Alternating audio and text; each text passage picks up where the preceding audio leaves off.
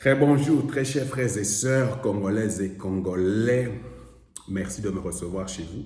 Alors, nous voulons maintenant finir avec les raisons pourquoi nous devons prier pour le président de la République et lui donner un second mandat. Alors, j'avais déjà donné à peu près 8 raisons pourquoi nous devons euh, prier et réélire le président. Maintenant, ce que je veux faire, je vais donner les 3 autres et finir avec ces sujets.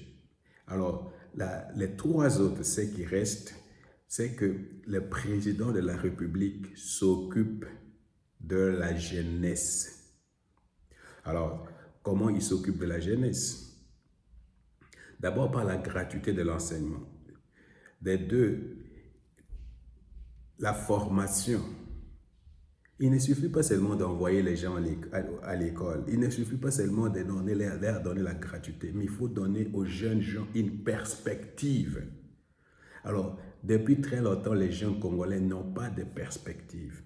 Que ce soit dans le domaine du sport, que ce soit dans l'éducation, que ce soit... Alors, ça nécessite de grandes réformes dans ce domaine de la jeunesse.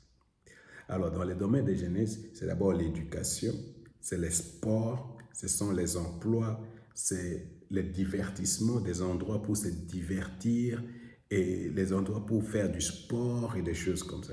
Alors, tout ça, ce sont des projets qui manquent. Il n'y a pas assez pour la jeunesse, comme ici dans toutes les communes, ici, par exemple, en Allemagne, ou peut-être j'avais vu ça où j'étais une fois en Belgique, dans toutes les structures, il y a toujours un département de la jeunesse dans les communes pour s'occuper des problèmes de la jeunesse.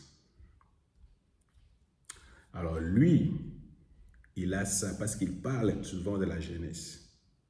Dernièrement, là, par la francophonie, ils ont construit des installations sportives pour vraiment occuper la jeunesse. Donc, il y a des petits actes qui montrent que le président vraiment veut donner un avenir à notre jeunesse. Alors, il pourrait devenir le président de la jeunesse. Un plan Marshall pour la jeunesse, pour occuper la jeunesse congolaise, pour la transformer, pour lui donner des perspectives, pour lui donner l'avenir. Alors c'est pour cette raison, je pense que lui, il va devenir le président de la jeunesse. Alors non pas seulement ça, une chose que je constate, et la deuxième raison, ou la 11e raison pourquoi nous devons voter le président de la République, c'est qu'il essaye, ou tout au moins, il nous dit toujours la vérité. Alors, ça va créer des polémiques. Mais moi, je vais vous dire pourquoi je pense que le président de la République nous dit toujours la vérité. Vous savez, une fois, il était là-bas dans les Sankourou, il a dit que le pays était dans le gouffre. Il a fait ça créer vraiment une tollée générale. Tout le monde parlait, comment il peut dire des choses comme ça. Mais il a dit sa vérité, c'était sa vérité, c'est les conditions dans lesquelles il a trouvé ce pays où un président ne peut pas dire des choses comme ça. Mais c'est ça, il faut constater les choses telles qu'elles sont. Alors, dernièrement, il a dit quelque chose j'ai regardé une interview, il dit, dans son mandat de 5 ans qu'il venait d'avoir, il a des regrets pour la justice parce que la justice élève la nation. Mais notre système de justice est défectueux. Je ne sais pas comment il a mis, mais ça ne fonctionne pas. Et moi, je peux témoigner de cela. Pourquoi? Parce que moi-même, j'avais des dossiers dans le système judiciaire. Et il y a des magistrats véreux, il y a des magistrats, il y a des procureurs véreux qui, la vérité est là. C'est noir sur blanc.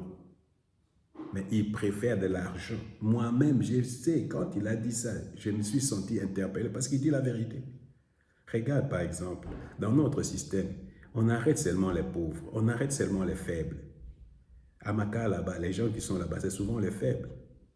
Tous ceux qui sont des ministres, des voleurs et tout ça, ils sont toujours en train de se promener. Et pourquoi? Parce qu'ils ont l'argent de donner aux ministres, ils ont l'argent ils se paient les meilleurs avocats, et même ces avocats-là, ils savent que ce qu'ils sont en train de faire là, ils sont en train de défendre le diable, mais ils les défendent.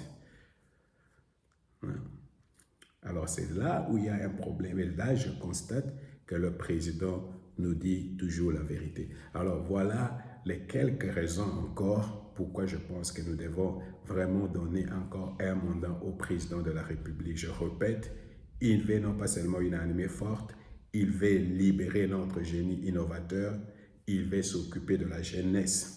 Que le Seigneur vous bénisse. Que le Seigneur vous bénisse.